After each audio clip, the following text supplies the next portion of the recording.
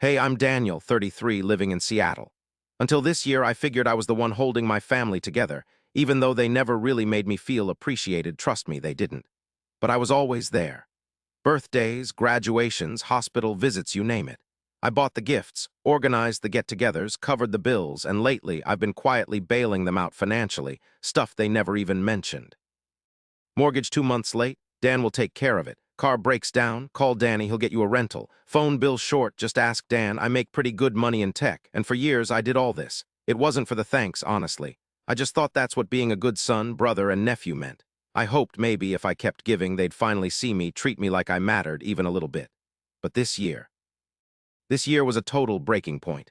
I'd been planning my 34th birthday bash for ages. Nothing crazy, just something special. A weekend in a sweet penthouse suite in Portland. 2 nights. I handled everything, rooms for everyone, a private chef on Saturday, tickets to a jazz concert, even little gift bags with personalized notes and everyone's favorite snacks. I sent out invites 6 weeks early, made a group chat, and even called everyone to make sure the dates worked for them.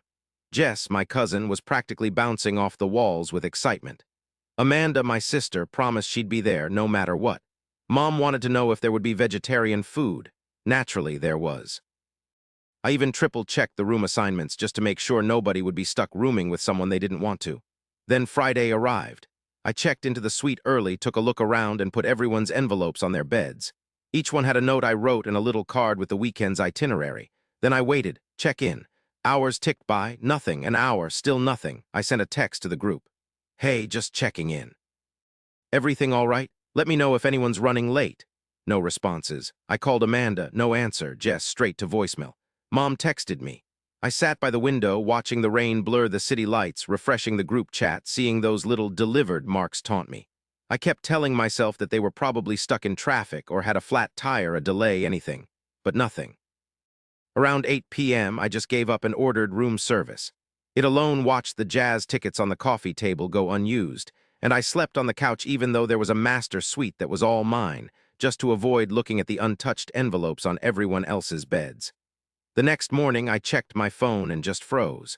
There it was, posted by my Aunt Linda.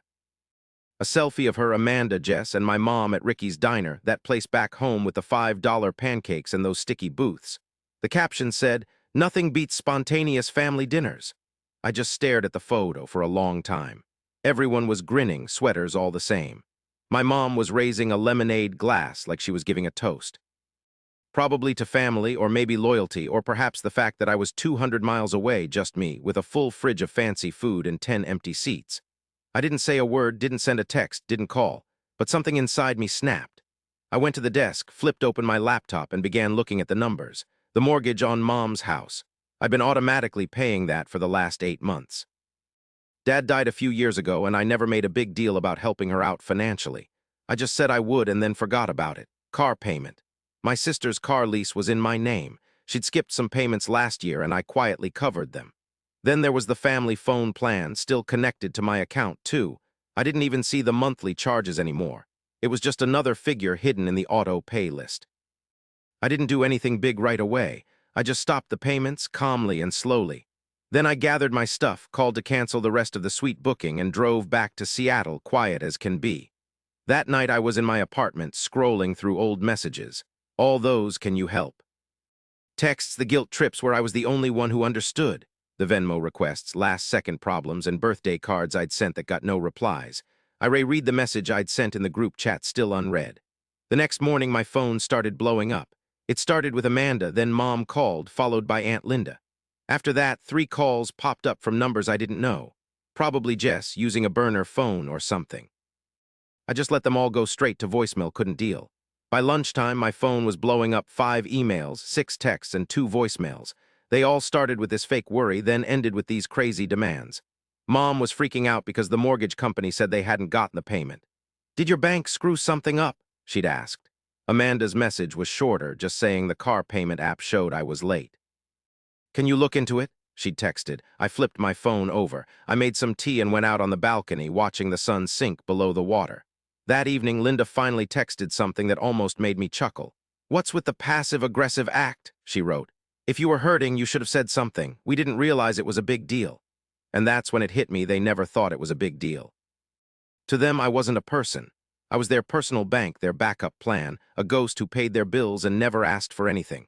The good girl who never caused trouble, never said no, and never missed a family holiday, even when they totally forgot about me. So yeah, I didn't answer her either.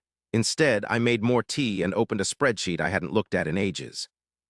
It was a list of every single expense I'd covered in the past 5 years.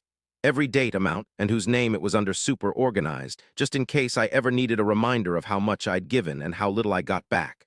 Then I started planning how I was going to get it all back. Monday morning dawned, a quiet sort of certainty settling in. You know how it is, that hush right before a storm hits. It was like that. Not a big, dramatic scene, but just coming. I'd spent the entire previous night poring over all the financial stuff. I wasn't just looking to shut things down. I wanted to be precise, intentional, so it was crystal clear this wasn't a computer error or some forgotten payment. It was me, Daniel, the family's go-to guy with the big credit card, finally taking control. First, I went into the mortgage account. The house was Mom's, but the automatic payment came out of my bank account ever since Dad died. She didn't ask me to do it. She just figured I would. There's a huge difference. She'd call me up, sobbing about how things were tight after the funeral, and I'd never even flinch. But since then, not a single thank you, just little comments about how lucky I was to live in a tech hub. Like that made up for all the favors people weren't planning on paying back. I didn't just stop the mortgage payment. I canceled the authorization, deleted my account completely, and called the bank to get it in writing. That alone would cause a problem by Wednesday, when the payment didn't go through. Then, Amanda's car. The lease was in my name because she couldn't get approved on her own. I'd co-signed, set up the insurance, and paid the last 3 months without saying a word. That holiday season, she posts this Instagram story of herself peeling out of the driveway, caption, "Grind now, shine later," as if she was the one footing the bill for that fancy little BMW. So I went on the leasing app, reported I wasn't covering it anymore, and gave her a 10-day notice that the car was getting repossessed for non-payment. That notice would hit her by Friday. Then there was the family phone plan. That one stung. Not the cost, but because it was one of the first things I'd ever given them, no strings attached. Years ago, after my first promotion, I added my mom, Amanda, my aunt, and even my uncle onto my unlimited plan. It was probably dumb, but I remember thinking, this is a small way I can help them out. They never even knew how much it was, never asked once. They just hit me up with a new phone request whenever their old one broke or started lagging. So I logged into my account, removed all 4 lines, and scheduled the disconnection for Tuesday at midnight. I didn't give them a heads up, no explanation. Let them figure it out. Just like I found out they'd skipped my birthday through a screen. By lunch, my phone was going crazy. First, the texts came rolling in. "Mom, Dan, what's up with the mortgage? Got a call from the bank. Amanda, is the car app glitching? It says I'm in trouble. Jess, hey, you all right? Aunt Linda says your number is messed up. Can we chat?" Then the calls started coming in. 5 missed calls from Mom, 4 from Amanda, 1 from Aunt Linda, plus a bunch of voicemails I just blew off. But then Mom texted. Something hit me different about that text. It said, "I don't know what we did to make you so cold, but this is cruel, Daniel. Cruel." Man, that word really stung. Not because she was right, but because it showed me how she saw things. She thought I was being unreasonable, not hurt, not let down, just cruel. Like walking away from all those years of doing stuff for them, all that one-sided love, made me some kind of monster. I stared at the message for a long time. I started typing a reply, deleted it, typed again, deleted it. What was the use? No one ever really listened anyway, so why start now? So I didn't send anything, not even a read receipt. But I did do something. I opened up that spreadsheet I'd been working on, the one where I'd been keeping track of every single expense, every date, every favor I'd done that nobody ever returned. And I added a new sheet. Emotional labor, I called it. Then I started writing it all down. Like Christmas Eve 2019, when I stayed up all night putting together Amanda's kids' bikes while everyone else was watching movies and drinking. Or that time Jess forgot her wallet at brunch and said, "You don't mind, right?" in front of like 6 people. Or Mom's 60th birthday, I paid for the whole catering thing, and she spent half the party complaining to everyone about how distant I'd become. Line after line, I wrote it all down. It wasn't about getting even, it was about remembering. I had to quit twisting the past to make their actions seem less empty. By Monday afternoon, I was cooking up a new plan, not to be mean, just to protect myself. I wasn't about to wreck their lives, that's just not me. But I was finally going to let them live the lives they kept pretending they built themselves. Without me, without my cash, without my keeping quiet. And I had one last thing to do before the week ended. It involved a letter. An actual paper letter folded up and sealed, but I'll get to that later. Because that evening, as I was turning off the lights and crawling into bed, I saw another post. It was a Facebook status update from my Aunt Linda. It's crazy how the people you bend over backwards for are the first ones to act like you never lifted a finger. The comments were filled with sympathetic noises and those little "so true" emojis, and that was the breaking point. That's when I stopped mourning my family and started bracing for the explosion, because they figured I'd just fade back into the woodwork like always. They had absolutely no clue what I was planning to do. Tuesday morning started normally enough. Coffee, email, a quick glance at the news, but something felt different. I wasn't dreading the usual barrage of demands and subtle guilt trips. I knew they'd be coming, of course, but for the first time I wasn't freaking out. I wasn't scrambling to fix everything. I wasn't there for them anymore. I was free until the notifications started buzzing. Suddenly the family group text, which was usually dead quiet, was blowing up like crazy. Amanda sent a text like, "Seriously, what's going on? My car won't unlock. I can't get in." Mom texted Daniel, "Your phone's off. Mine is too." "What's happening? Call me from work or something."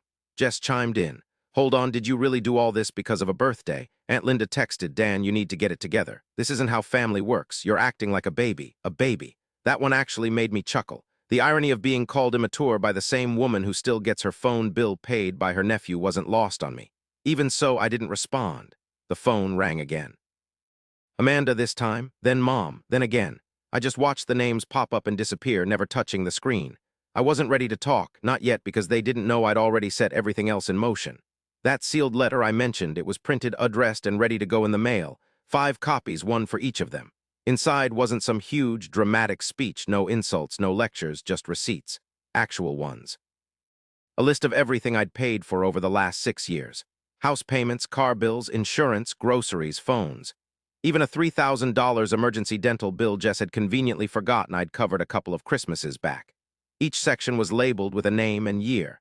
Nothing blaming, just plain, cold numbers. And at the end, just one paragraph. For ages, I just stayed silent, hoping they'd see what I was doing.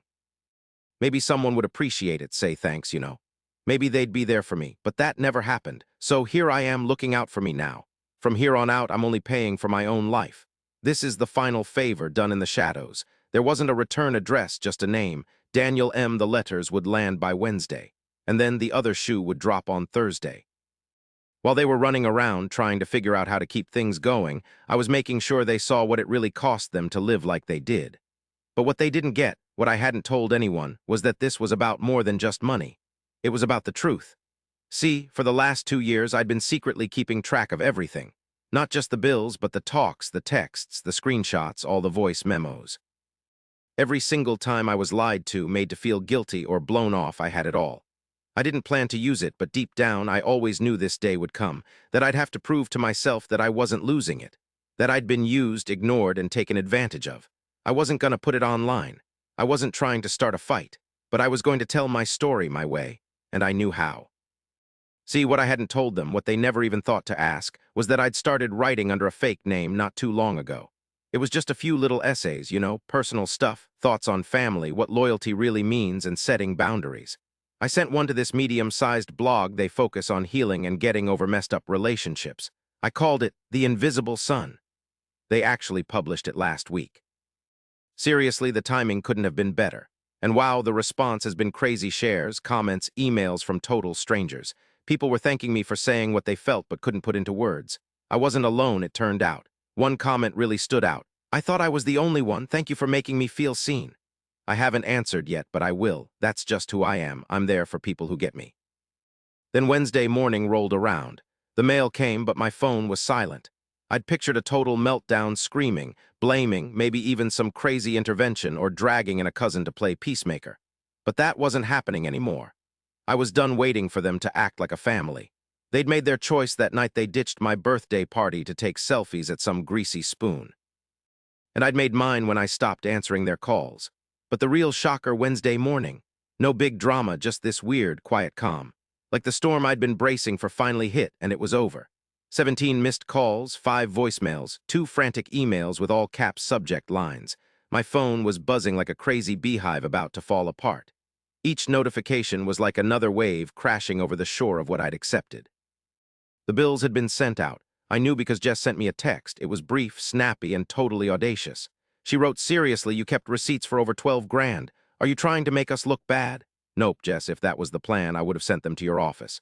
Then Aunt Linda got in on the action, this time with an email. "Daniel, this is going too far. Family isn't about money. We all made sacrifices. You were just lucky enough to be in a position to help. You should be happy, not bitter." I just stared at that line. You were just lucky enough to be in a position to help. And bam, there it was, their absolute final judgment. What I gave wasn't generosity at all, no sacrifice. It was just expected of me. I wasn't their son, their brother, their nephew. I was their ATM. Nobody called to say sorry, really, not a genuine apology. No one said, "We're sorry we weren't there for you." No one even bothered to ask how I was feeling. They were too freaked out about how I wasn't holding up the fort for them anymore. Later that day, the lease company came to get Amanda's car. I saw the app updating with real-time changes. Payment declined, account frozen, car immobilized. Then, finally, vehicle repossessed. It must have been a sight. Amanda, probably still in her workout clothes, watching her little BMW get towed away from the parking lot, screaming at whoever was on the phone who couldn't help her. Probably still thinking I'd magically saved the day. But I didn't. The problem wasn't just that Amanda blew off my birthday. It was that she'd created this idea of me in her head, like I was just there to rescue her. I was her backup plan, not her brother.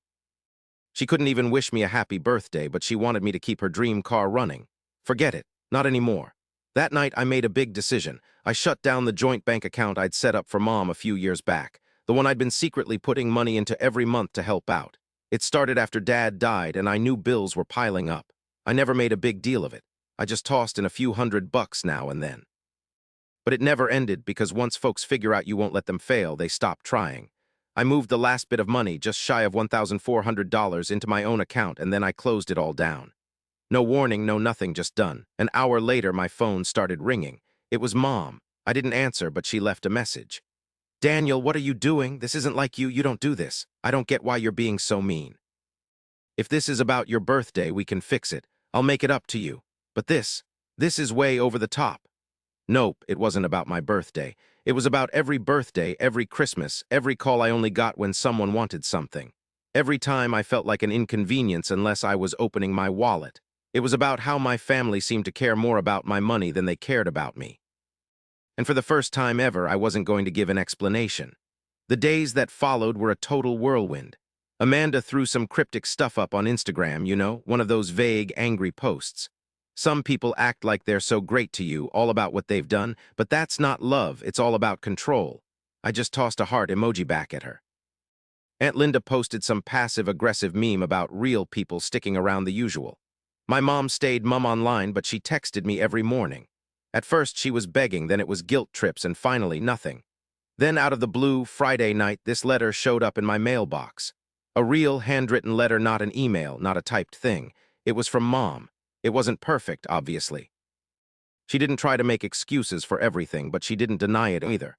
She wrote that she hadn't realized how bad things had gotten, that she thought I was just tough enough to handle it all. She said she'd seen everything I'd done, but she just didn't know how to say anything. Then, at the very end, she wrote, "You didn't deserve to be invisible. I'm sorry it took this to see it." I sat there for ages, holding that letter. Those 13 words, that one sentence, it was the first time she actually took responsibility for anything in years. I didn't cry, I didn't even call her, but I didn't throw the letter away either. I carefully folded it and put it in a drawer. I realized some things don't need a big fight or some dramatic revenge. Some things just need to be finished. And that letter, it finally did that for me. After that, everything calmed down. The texting stopped. Amanda sent one last weird text and then poof, disappeared. Aunt Linda kept posting that weird stuff about forgiveness and loyalty, but I'd already blocked her. My mom, she didn't even mention the mortgage again, not a peep about the money. She just started asking how I was doing. At first, it was super awkward, you know, those fake questions about work. But things slowly got better. She sent a picture of her flowers, asked about the books I was reading, even called one night just to say goodnight. It wasn't like everything was magically fixed, not yet anyway. But for the first time in ages, I felt like her son, not her bank account. I started sleeping better, eating better. I even joined a writing group, took that trip to Alaska by myself, and actually laughed again. And that blog post, it just kept getting shared. I got an email from a lady in Toronto. She said she read it to her therapist. Another one was from a guy in Texas. He said he finally cut the financial strings with his family. They weren't strangers anymore. They were proof. Proof that ditching toxic family stuff isn't selfish. It's self-care. So here I am, months later, telling you all this. Not for pity or a pat on the back, but because maybe, just maybe, someone out there is right where I was. Completely alone, invisible, sick of being the good guy who always gets screwed over. And if that's you, let me tell you something nobody ever told me. You're allowed to stop showing up for people who never showed up for you. You can totally draw a line in the sand, even if they call you names. Listen, you have the right to reclaim your power, you know? You're absolutely worth more than just the scraps. You deserve either a place at the table or the courage to just get up and leave. And let me tell you, when you finally walk away, your silence will speak volumes, more than they ever cared to hear.